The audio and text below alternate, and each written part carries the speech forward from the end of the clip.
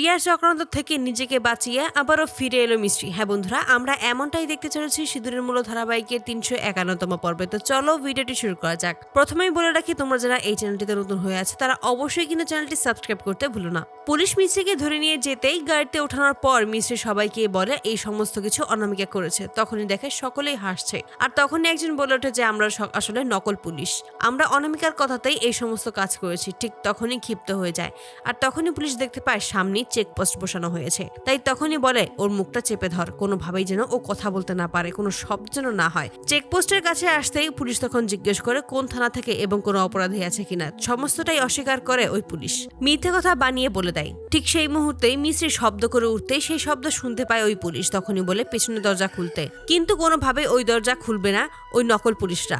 তাই ওই পুলিশকে ধাক্কা দিয়ে ফেলে তারা গাড়ি নিয়ে পালানোর চেষ্টা করে। তারপর আসল পুলিশ তার সমস্ত লোকদেরকে বলে ওই গাড়িটাকে ফলো করতে। তারপর সকলে মিলে ওই গাড়িটাকে ধাওয়া করতে থাকে। অপরদিকে মিষ্টিকে বারবার ফোন করে অর্জুন, কিন্তু মিষ্টি যখনই ফোন তোলে না তখনই অর্জুন বলে ওঠে যে আমার মনে হচ্ছে মিষ্টির কোনো বিপদ হয়েছে, আমাকে সেখানে এক্ষুনি যেতে হবে। অসীম তখন বলে তুমি কোনো চিন্তা করো না, ভাবিকে ঠিক উদ্ধার করা যাবে, তবে তার আগে বাবাকে হসপিটালে নিতে হবে। অপরদিকে কল্পনাও এই একই কথা বলে। অন্যদিকে একটা অ্যাক্সিডেন্ট হয়ে যায় এবং মিষ্টি অনেক কষ্টে ওই গুন্ডাদের হাত থেকে পালাতে সক্ষম হয়। প্রতাপকে হসপিটালে নিয়ে যাওয়ার পরেই অনামিকা সেখানে হাজির হয় এবং নাটক করে কাঁদতে থাকে আর বলেছে ওই নন্দুই সবটা করেছে, আমরা কোনোভাবেই ওই নন্দুকে ছাড়বো না। এখন যদি বাবার কিছু হয়ে যায় তখন কি হবে? তখনই বড় ঠাম্মি বলে একদম চুপ থাকবে, তুমি এই সমস্ত কোনো বাজে কথা বলবে না।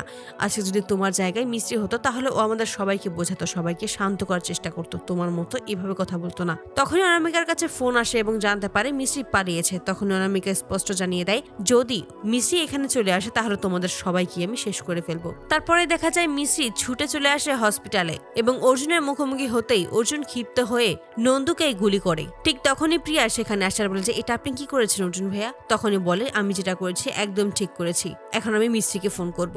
এই বলে যখন হাতের বন্দুকটা ফেলে দেয় ঠিক তখনই প্রিয়া সেই বন্দুকটা তুলে নেয়, আর তখনই বলে ওঠে আপনি ভাবিকে পরে ফোন করবেন, আগে নন্দুর এই লাশের ব্যবস্থা করুন। তখন অর্জুন বলে ওঠে তুমি এই বন্দুকটা কেন ধরেছো, তোমার তো ফিঙ্গারপ্রিন্ট এতে রয়ে গেছে। এতে করে ভয় পেয়ে যায় এবং ওই বন্দুকটা ফেলে দেয়। তারপরেই নন্দু ওরফে মিষ্টিকে ধরে অনামিকা ও অর্জুন জঙ্গলে ফিরে দিয়ে আসে। তারপরে যখন প্রতাপের কাছে আসে অর্জুন, তখন প্রতাপ মিষ্টির কথা বলতেই তখন অর্জুন বলে ও ভালো আছে, তুমি চিন্তা করো না।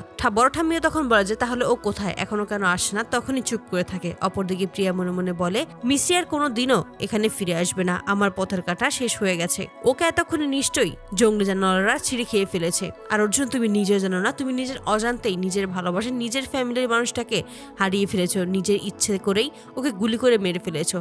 এখন আমারই সুবিধা হয়েছে, আমি আওয়াস্তি পরিবারের রাজ করব, আমার কথাই হবে শেষ কথা। তারপরে দেখা যায় মিস্ত্রি সত্যি আসলে মারা যায়নি, সে আবারও বেঁচে ফিরে আসে এবং প্রিয়ার মুখও সকলের সামনে খুলে দেয়। তো বন্ধুরা, তোমরা কি এটাই চাও জন্য এবার এভাবেই যেন শেষ মুহূর্তে এসে খেলা ঘুরিয়ে দেয় প্রিয়া? কমেন্টে জানাতে ভুলো না তোমাদের মতামত। ধন্যবাদ।